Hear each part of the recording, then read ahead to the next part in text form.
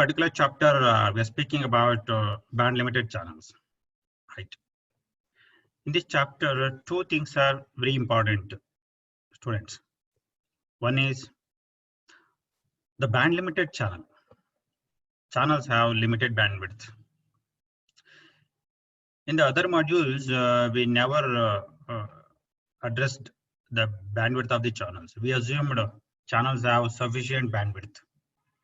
But today, we are talking about the bandwidth offered by the channels. Okay. We cannot consider bandwidths of channels have good amount of bandwidth. Sometimes the signals we have to transmit will have more bandwidth than the channels.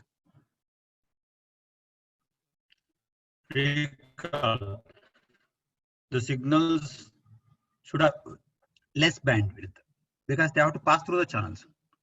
If the signals have larger bandwidth, then the channels cannot accommodate them. So that's why now we have to reframe the signals. We have to redesign the signals now so that they fit into the bandwidth of the channel. That's a topic part.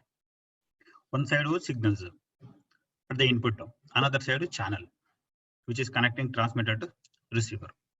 Both of them are having their own bandwidth. Okay. Who should have more bandwidth? Obviously channel right now.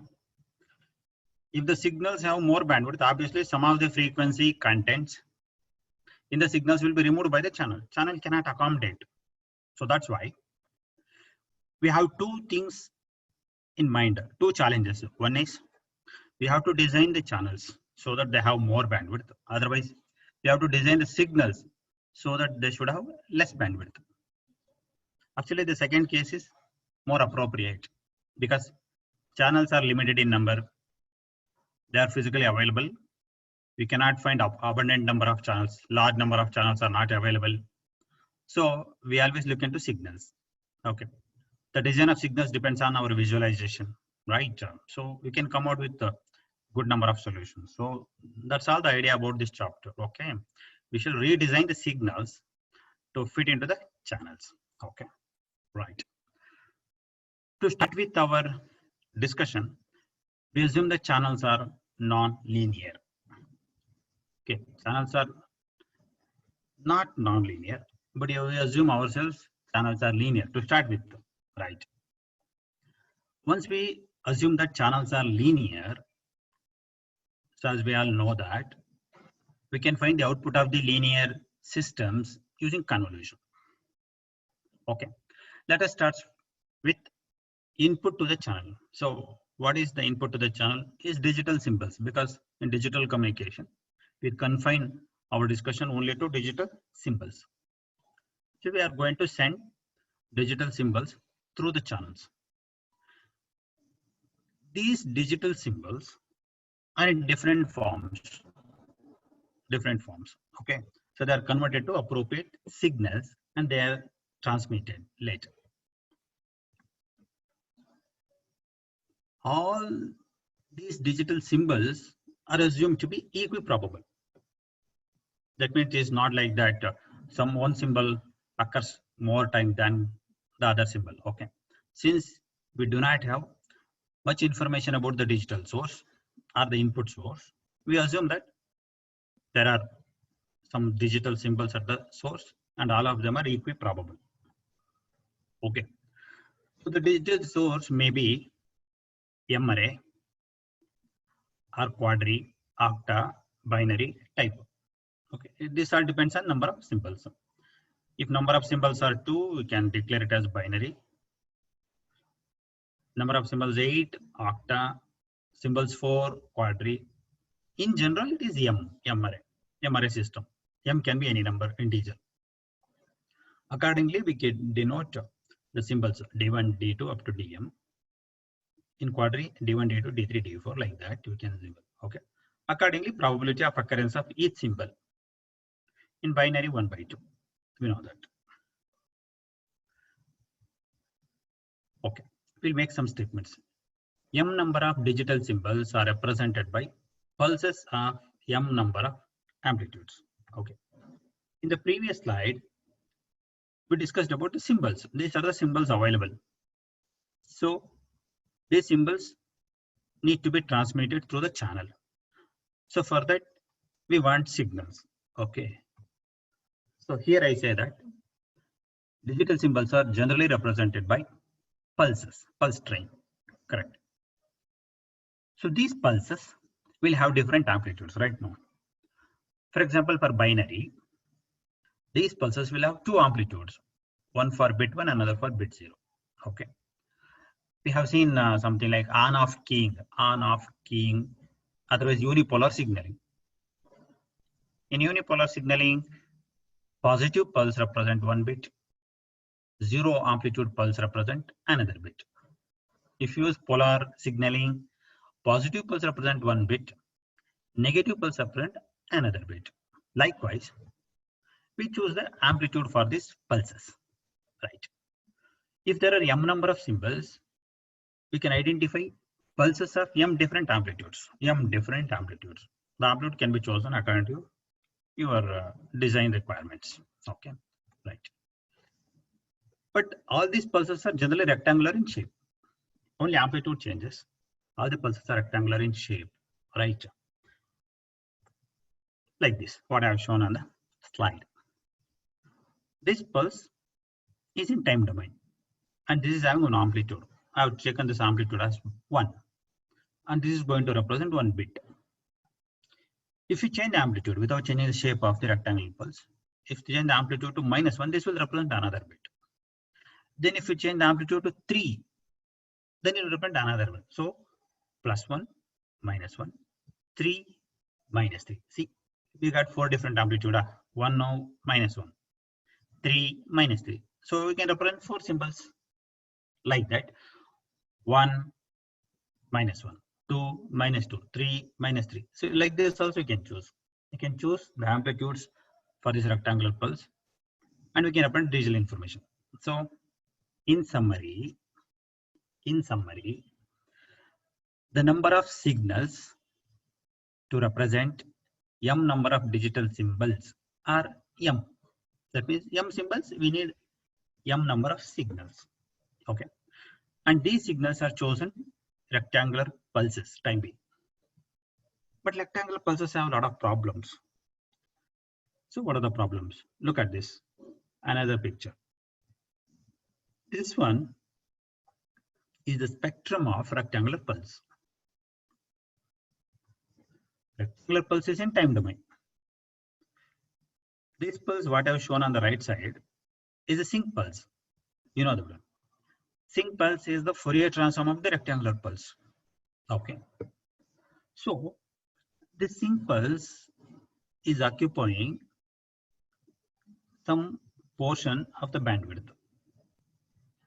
Correct. This one. So look at this pulse width. What is the pulse width? T.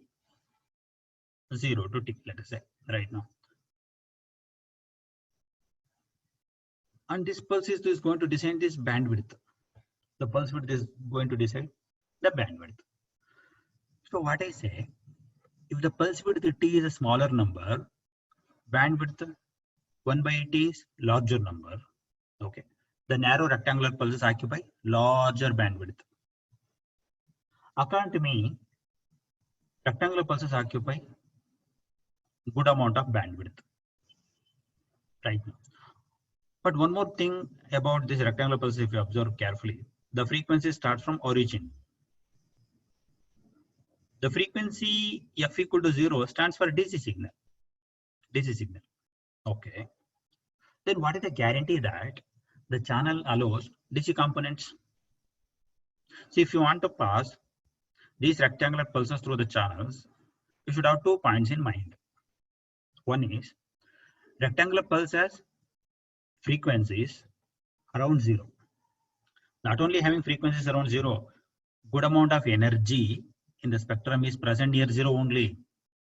Correct? That means the frequencies present inside the rectangular pulse are having more energy at frequencies very close to 0. Right. This point is a very important point for us because many channels, later I'm going to discuss, do not allow these frequencies to pass through. So that time, the good amount of energy of this rectangular pulse may be removed by the channel itself. May be removed by the channel, right? So that time we are going to face a problem, right? Second point is, as the pulse width decreases, the bandwidth increases. So this rectangular pulse occupy larger bandwidth. So two challenges. Most of the energy present at low frequencies, around 0. Second one is the bandwidth of the narrow rectangular pulses are more. So the channel should accept these 2 points, right? So these kind of signals, that means rectangular pulse kind of signals, are called by name baseband signals. Baseband signals, right? These baseband signals contain the frequencies which are present in the original information. So, okay, now the original information symbols are represented by rectangular pulses. Original information, that is digital symbols, are represented by these rectangular pulses right now. So these frequencies of the rectangular pulses are treated as baseband. That means the band of frequencies originally present in the information signal. Rectangular pulse is now information signal now. Okay, so we have to transmit keeping this rectangular pulse in out. Look at this block diagram of PAM system, pulse amplitude modulation system. Okay, look at this title, guys. PAM system, pulse amplitude modulation system. That means we are going to choose pulses, specifically rectangular pulses, whose amplitude changes with respect to symbols. I already told that point. Okay, that's why this system is called PAM system, and it is digital. Discrete amplitudes are chosen. Okay. If you want to try to pass through this channel, the digital information, so we have to understand these blocks. First, come back here. Input data. As I said already, input data, we have seen that one. M array, D1, D2, D2, up to DM. Something like that data will be there. And this data is given to transmitting filter. Why filter? Filter is a digital system. That's all. We need to think it of a filter. Filter is a digital system which can pass through it certain frequencies. Okay. This filter only chooses rectangular pulses. The rectangular pulses, what I told in the previous slide, are chosen by this filter, a transmitting filter. Right. This rectangular pulse is denoted as GT of T. GT of T, small letter G, capital T, of T, time domain pulse. That is a rectangular pulse. Okay. The input data is given to the filter. This filter converts input to digital symbols to rectangular pulses and take it as V of T. So V of T is information digital signal. What is the input data? Information digital symbols. The symbols become signals after passing through transmitting filter. Correct? Right. This capital GT of F is the Fourier transform of small g T of F. Okay. So the analysis is going in frequency domain. That's why. This V of T, which is the information signal, is passed through the channel, the communication channel. The channel in this chapter is assumed as a linear filter. Channel is a linear filter. Okay. To start with interpretation. Why linear filter? Because in a linear system, output is proportional to input. So all the channels should be linear, because whatever I transmit should be received at the end of the channel. Otherwise, we may lose the information. That's why channels generally behave linearly. Okay. Whenever there is a linear system, definitely we want to know its impulse response, because the impulse response gives the output of the linear system from the input, right? Okay. So as we have studied in signal system, the output of a linear system is equal to the convolution between the input and impulse response. Input and impulse response. Okay, now. So channel impulse response is C of t. Time domain. So we have taken C of t. Usually you take in your signal classes H of t, no? Here it is changed to C of t. C stands for channel. So C of t here after impulse response of the channel. So this C of t, when converted to frequency domain using Fourier transform, it becomes C of f.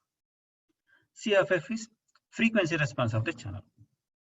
Okay, because the Fourier transform of impulse response is the frequency response. Okay. So if you give V of t to this channel, we get the output. So what is the output?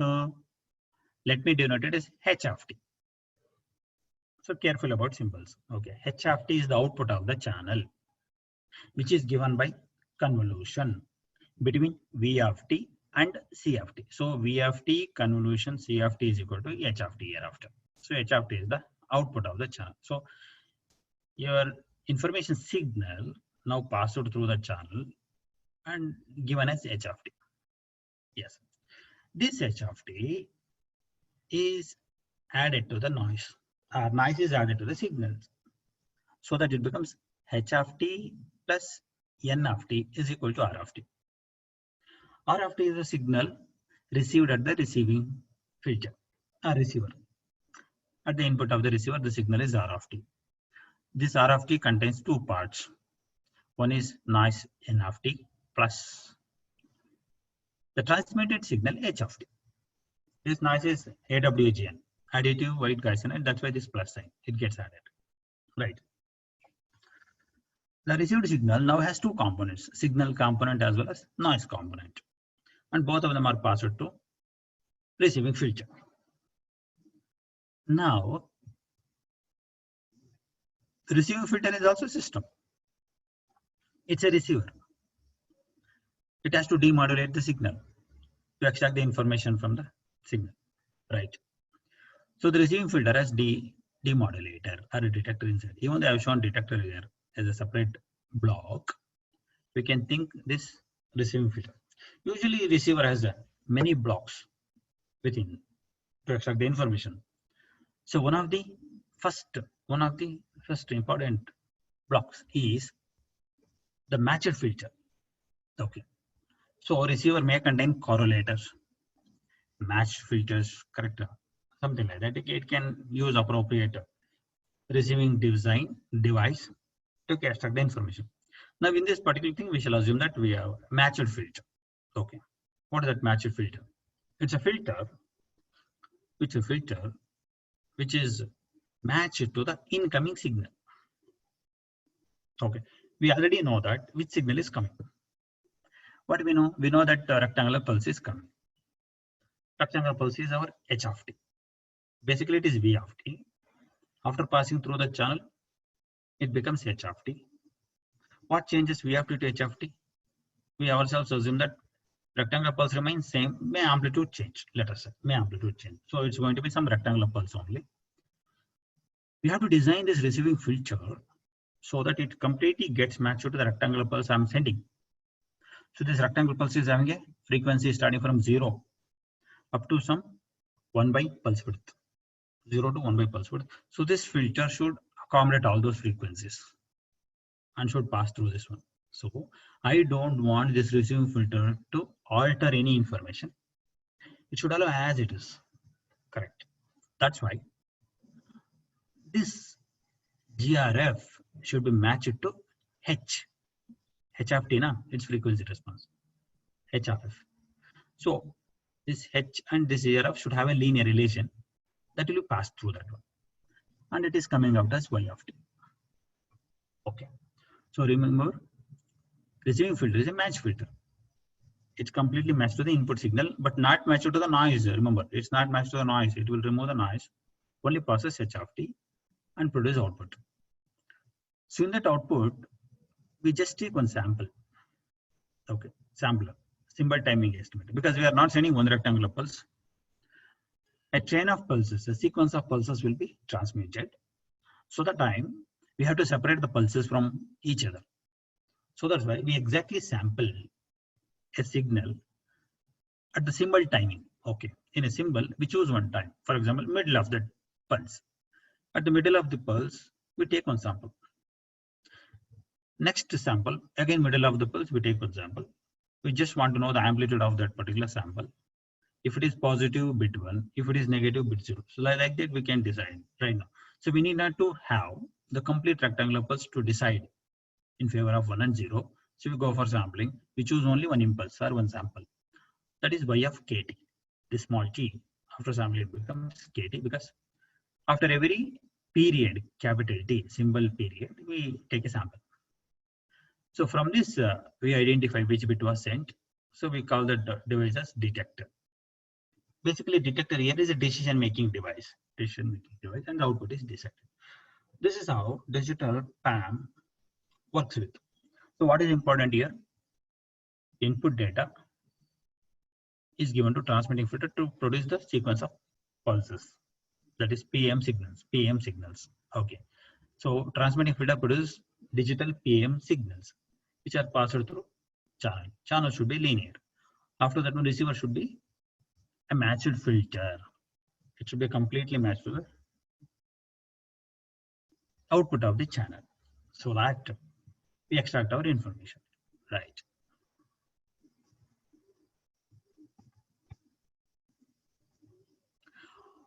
I have given here some notations we want to use.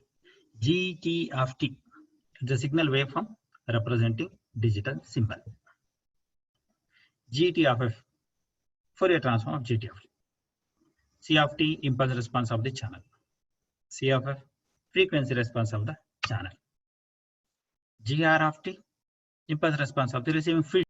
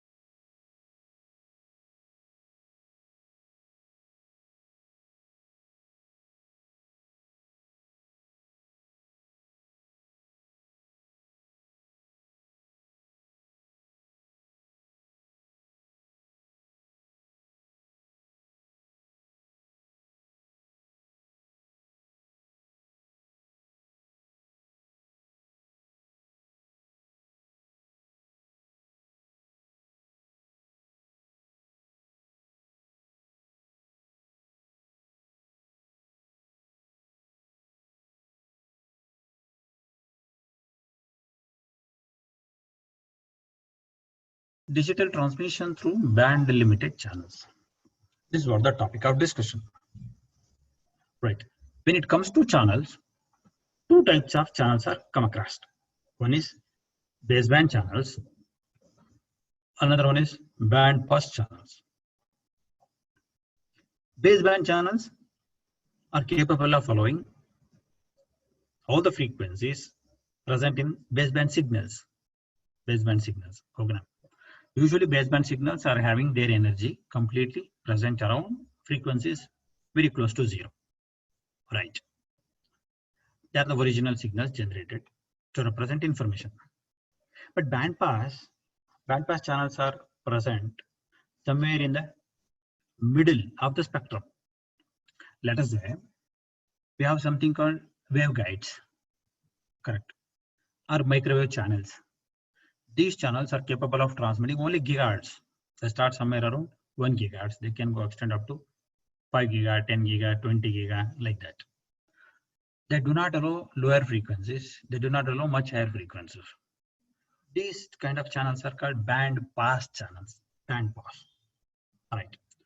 So when you pass a signal through the channel, first of all, you should know whether this channel is a baseband channel or band pass channel. So baseband channel is capable of transmitting frequencies from 0 to some value. Let us say 0 to BC. Okay. Channel bandwidth. Right. Right. Look at this statement.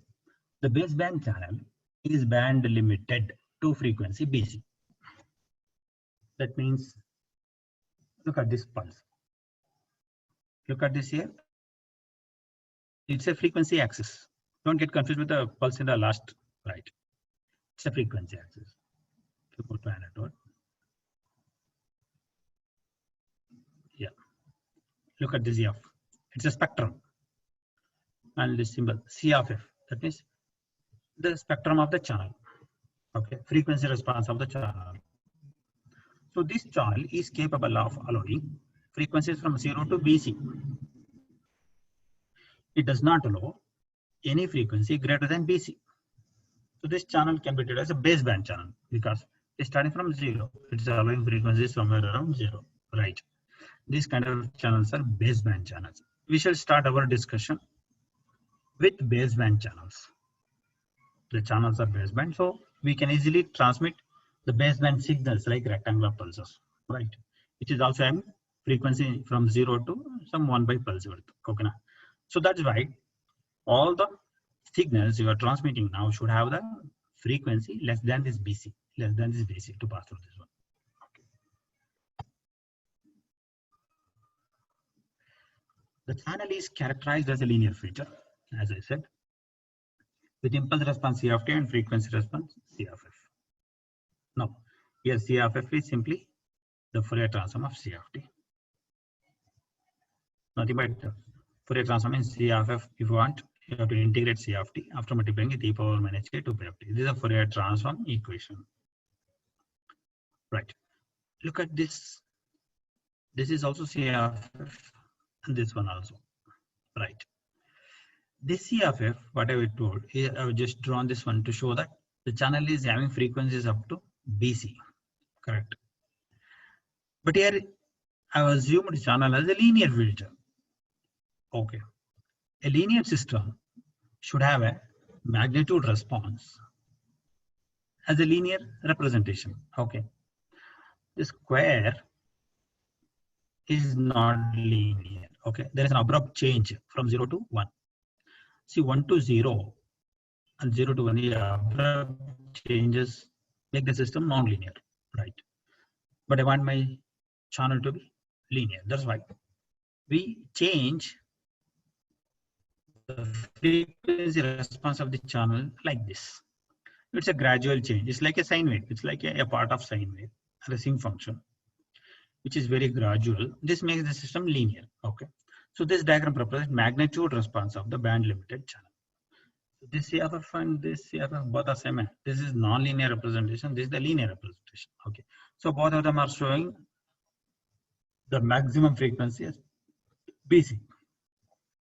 Then this, what is W? W is the maximum frequency of the signal.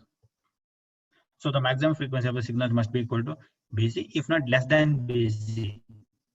We always suggest W should always be less than BC, if not at least equal to BC. Okay. And this is going to be the frequency response, sorry, phase response. Okay. These two put together, these two diagrams put together called frequency response. The frequency response is complex. It's a complex value. This frequency response here is a complex value. It has two parts, magnitude and phase. Magnitude should appear like this. Phase should be a linear phase. Phase nothing but delay. Okay. Here it is not shown. Okay. Up to here, it should be BC. Up to here, it should be minus BC. After BC, it can be like anything because you don't take that one at all because magnitude will be 0 after that one. Okay. So from minus BC to plus BC, the phase should vary linearly for a linear system. This is the characteristic behavior of a linear filter, right?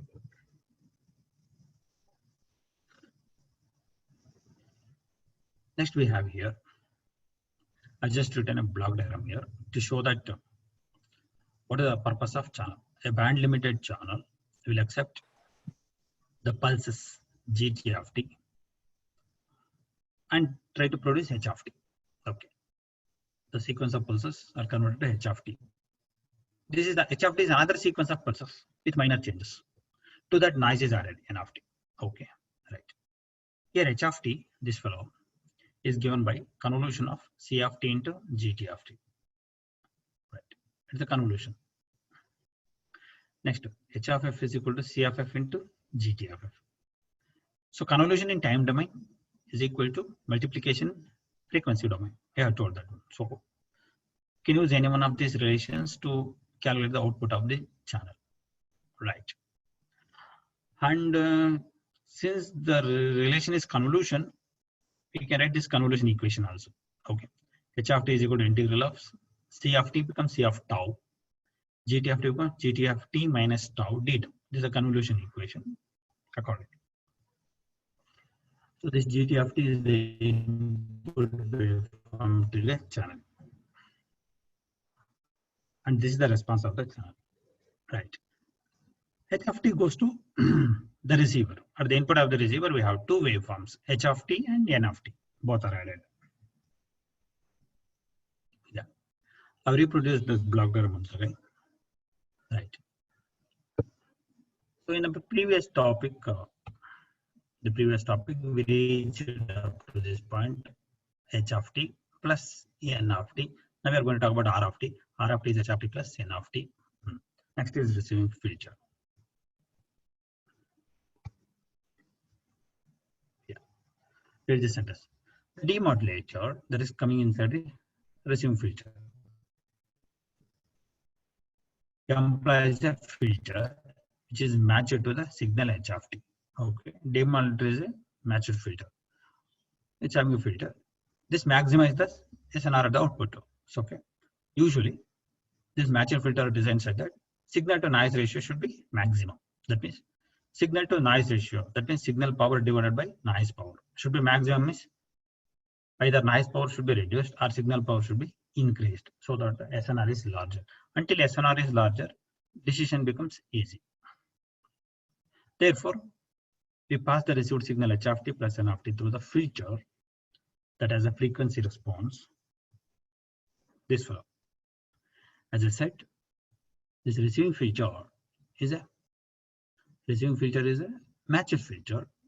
Okay, receiving filter is a matched filter whose frequency response should be equal to the frequency response of H of t. That is, this H of t is there now input to this input H of t is there, whose frequency response is H of f. Okay, so this should be same as this one. This GR of f, frequency response of this filter, correct, should be matched to H of f, that is incoming signal frequency response, so that they produce the same thing at the output. So GRF should produce the same thing at the output in t power minus j 2 pi of t naught. Why this t pi of t naught? Because it is here the sampling is happening. Okay, sampling is happening. So this will produce a delay. Right? Stop these annotations, guys. Hello.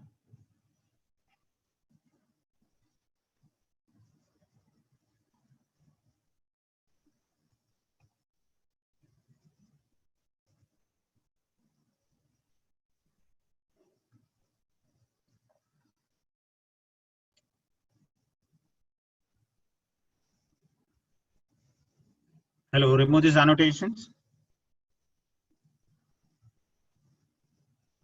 Who is the host? Vaishnavi? Yes, sir. Yeah, you block these annotations, okay? How, sir? I don't know. You don't know? No, sir. Okay.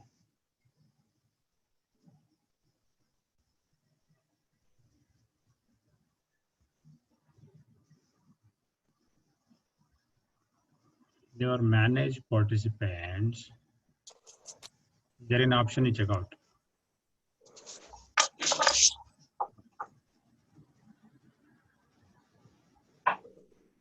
I think we can't do that, sir. No, we can do that.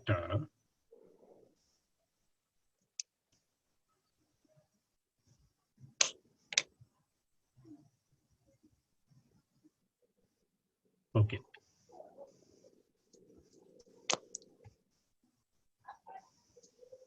Look at the name. Okay, against the name, who is doing that one? You can easily find out.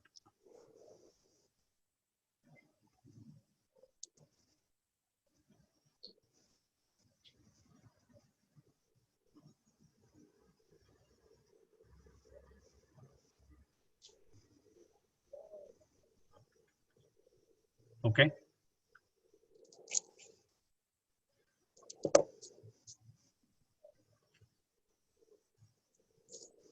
Somebody might have opened annotation. You may not be knowing how to remove that. Okay.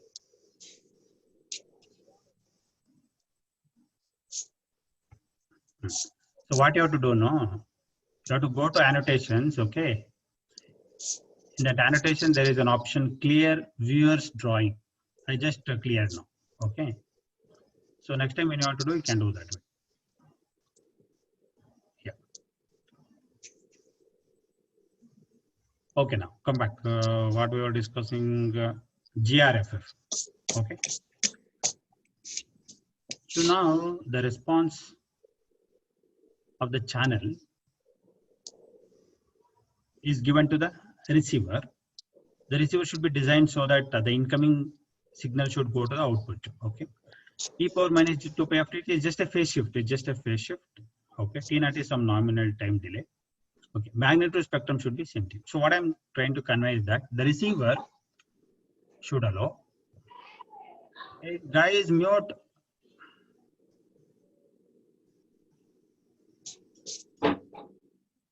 Hello.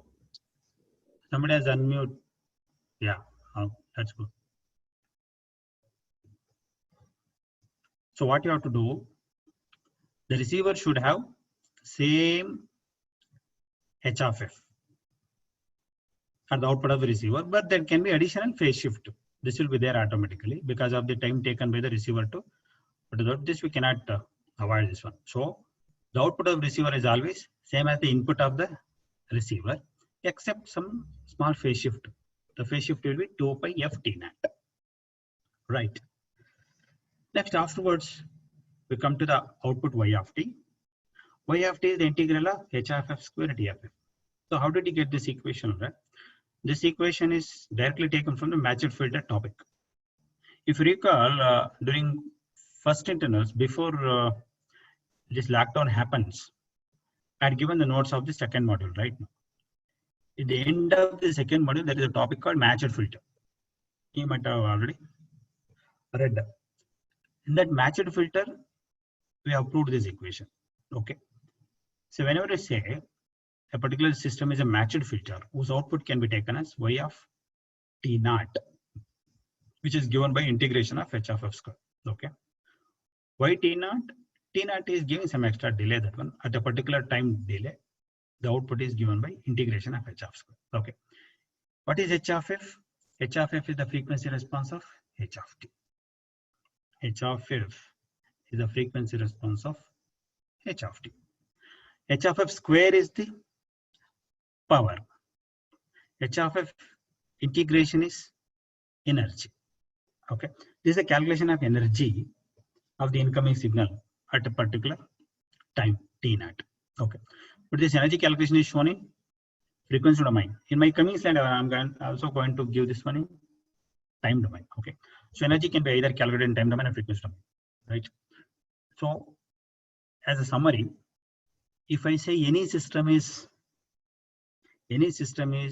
matched filter, that time output of this matched filter can be taken as h of f square. H of f is the frequency response of the input. Okay. Time being, this integral is denoted as epsilon h. Keep this as epsilon h. This is the output at t equal to t naught. The output of the receiver.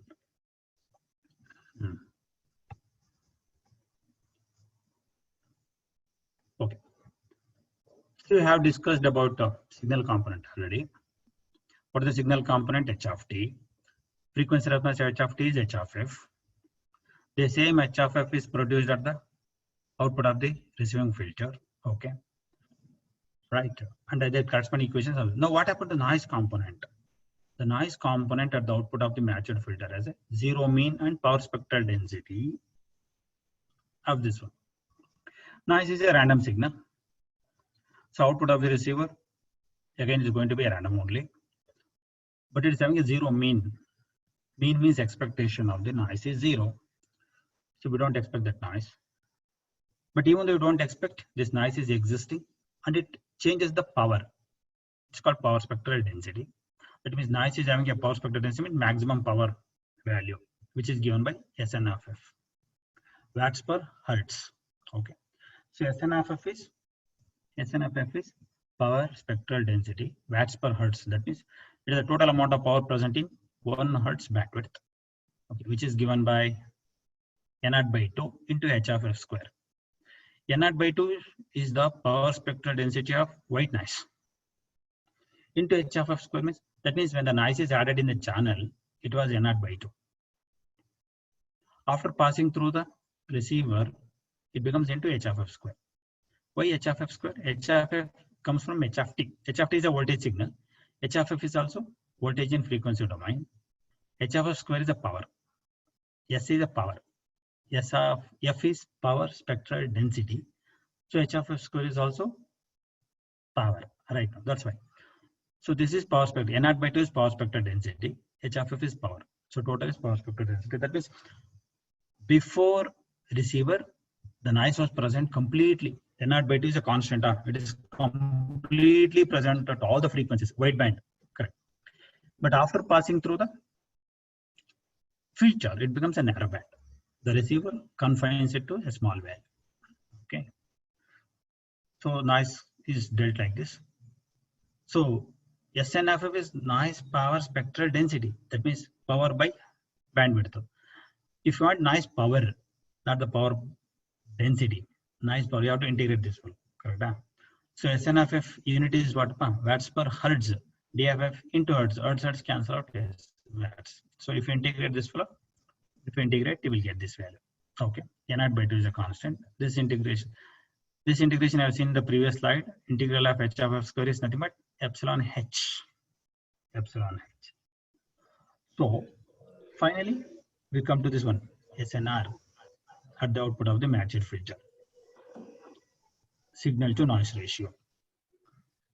So what is the signal to noise ratio? Signal power, and this is the noise power. Okay, this is calculated.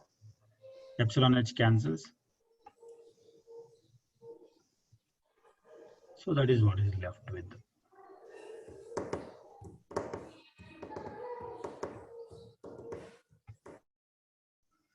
Okay.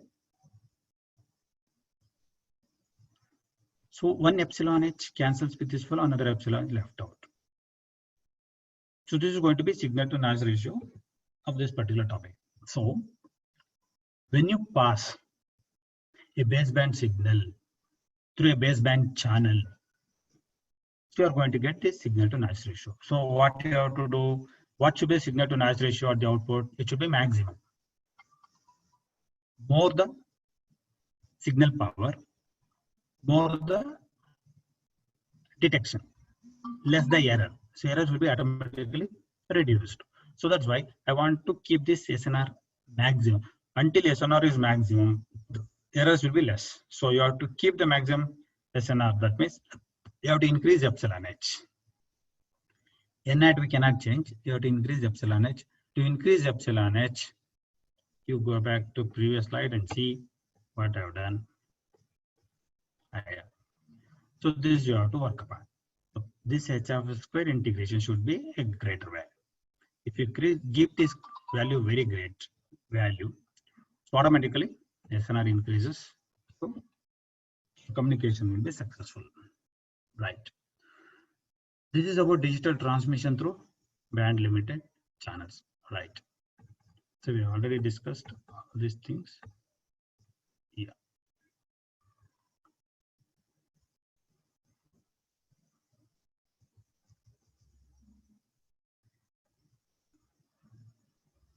Okay. Right. So I'll give few more equations here, which are same thing what I discussed. I'll put it in mathematical form. V of t. I'm writing an equation for V of t. V of t is a summation minus infinity plus infinity, but it's an infinite number of terms. It's having infinite number of terms of what by gt of t. Gt of t is a rectangular pulse. Gt of t minus t, shifted rectangular pulse. Nt. So n can be an integer. Minus infinity. That means it is a pulse train. There are going to be infinite number of pulses of amplitude an. Okay. See this one. In this gt of t, there is no n except here. Okay. This n says shift. This an says amplitude. So every pulse is having two things. One is its amplitude. Another one is the position. Okay. A pulse is defined by its amplitude and its position. So first pulse will be at the origin, n equal to 0. Second pulse will be at n equal to 1, shifted by capital T. Third pulse will be n equal to 2, shifted by 2t. So like that, pulse will be present after a period of capital T with different amplitude. Okay, this is the pulse train, right? Since every pulse is defined by two values, it's amplitude and phase, that means shift. It's a complex signal, right? It's a complex signal. So equation for V of t I have given. Next, from this V of t, we calculate h of t, which is convolution told already. From this, we come to the R of t. R of t is the received signal. Now, what is the received signal now? Received signal, this R of t is actually h of t. H of t minus nt. So come to here. What is the pulse transmitted? Gt of t. What is the pulse you are receiving? H of t. So h of t and gt of t may be different because of the channel in between. Okay. This is C of t come from channel. So shifted. Then the extra noise gets added. Okay. But we assume that amplitude remains same, an. Only shape changes. Finally, shape changes because noise is added just now. So that's why pulse shape changes because of the band limited channel. Channel is band limited. It can remove some frequencies or add some frequencies. Anything can happen. But amplitude is assumed to be same. Information is not lost. Okay. Use capital T. Capital T is the symbol interval. That is symbol period. Symbol repetition time. So T comes 1 by RB. T comes 1 by RB. 1 by RB is the bit rate. Correct. RB is the bit rate. But in one symbol, if there are many bits, for example, in quadri system, m equal to 4 symbols are there. 4 symbols means in binary, there are only 2 symbols. But actually in quadri, 4 symbols are there. To represent 4 symbols, you can use binary if you want. 2 bits taken at a time. 0, 1, 0, 0, 1, 0, 1, 1, like that. So that time, every bit is having, every symbol is having 2 bits. That time k goes to 2. For octa, k goes to 3. 3 bits if you take, you can represent 8 different symbols. So like that. Binary system, this k is equal to 1. Okay. Right. RB stands for binary. Okay. 1 by T is the symbol rate. Okay. Capital T is the symbol duration, means 1 by symbol duration is symbol rate. That is RB by K. Bit rate is RB. So symbols are information again. So conclusion, right. You have chosen rectangular pulses, then passing through channel, it gives a convolution. After convolution, output of the channel is coming out with a different pulse shape because band limited channel might have changed the shape of the pulse. H of t is coming out, right? And this R of t is converted to Y of t by this receiving filter. Okay. So after passing the receiving filter, H of t may be changed to X of t. The receiving filter also may change the pulse shape. Who knows? X of t. This X of t minus nt Vt. So this is new. Actually, this symbol is not a V. It's a new symbol. This new symbol comes from N of t. That is noise passing through the channel. So N of t passes through the channel and this got this video. That means receiving filter also may change the pulse shape. Right. So this finally x of t, what is this x of t? What I've taken is h of t, transmitting filter convolution, receiving filter. That is transmitting filter, C of t and G of t, all are convoluted. That means when a signal is passing through system to system, the overall response is given by the convolution of the cascades. You know that one in linear system, when the systems are cascaded, the overall response of the system is given by the convolution of the individual impulse responses. So if you are passing only through transmitting filter, GT of t, and channel and transmitting filter, GT of t convolution C of t, channel and receiving filter, GT of t, C of t, G of t. All the three are converged to get the overall response. So after passing the signal, input signal through all these three, we'll end up with a new pulse shape called x of t. That's a new pulse shape, which is going to produce y of t. Okay. This is the time domain equation. In the earlier slides, I discussed frequency domain interpretation. This is a time domain set of equations, what we consider. So nu of t, this one, nu of t is equal to n of t, convolution G of t. Nice. After passing through receiver, we'll end up with nu. Okay. Right. So what is the time now? Guys, what time you have next class? 12:01. 12, huh? Okay. Yes, sir. Okay, then let me check. 12-1 ಇಲ್ಲ sir, cancel ಆಯ್ತು. Cancelled, huh? ಹಾ sir. Okay. Give me 2 minutes, I'll finish up this slide, okay?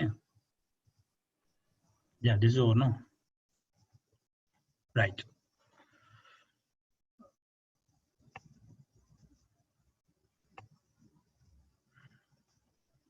Okay, fine. Guys, here, to recover the information from the receiving filter, we sample the signal at every t seconds. The sampler produces. I saw a previous slide. Let's get back to previous slide here.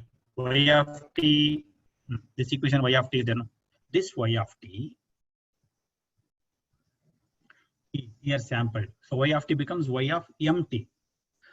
So the signal is sampled at t is equal to mt. M is an integer 1, 2, 3, 4, 5 into capital T. So when you take one sample, x of t becomes x of mt minus nt shift this one, and this nu of t becomes nu of mt. So I replaced the small t by mt, the same equation. Okay, instead of writing this equation in a simple form, you can write, because it is a digital signal. After sampling, what happens? Discretization happens. You will be having discrete numbers now. That's why, as you do in DSP, I remove this equation form and put it in symbolic form.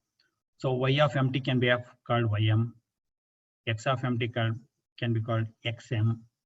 Because of minus nt is there, xm minus 1, m minus 1 shift to an now, nu m. Okay, now. So like this, you can put in form. So in this summation, one term I want to take outside. That is going to, when m equal to n, that means this becomes x of 0. N equal to m means this becomes a. All other terms are there. So correct. This is the very important equation. Observe carefully. Ym, that is output, is equal to x naught into am. What is x naught? Where x come from? X is the output of the receiver, which come from the input to the receiver. H come from G, correct? So this x is the final shape of the pulse. Final shape of the pulse coming out of the receiver. What is the shape of the pulse transmitted? G of t. What is coming? X of t, correct? This x of t, which was at origin, x naught, is the expected one. So actually I transmitted at a particular time t is equal to mt, we transmitted one pulse. But here see how many terms are there? There are infinite number of terms are there. That means I sent one pulse, I'm expecting one pulse, but still there are infinite number of terms in my equation. Okay. So this says that what is the pulse I wanted as output is x naught into am. Correct? X naught into am. Am was the original amplitude of the symbol I sent. But this am is changed to x naught into am. X naught is a scaling factor due to transmitting filter, channel, receiver. Everybody put together changes this am by x naught into am. And what about the summation, other terms? These other terms are unexpected values coming out of the output. Correct? See, what are these unexpected? Where these are coming from? These are coming from x m minus 1. Okay. So what is this x m minus 1? X m minus 1 is shift, n shift. That means if there is a pulse, it's next pulse, next pulse, next pulse, or previous pulse, like this.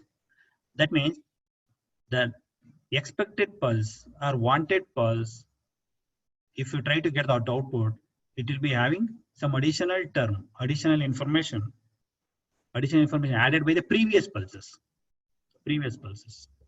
So got the idea? So I'm going to conclusion. Guys, carefully observe this statement. If you send a pulse through transmitting filter, channel, and receiving filter, you will get that output. Fine. But the output pulse, what you are getting, is influenced by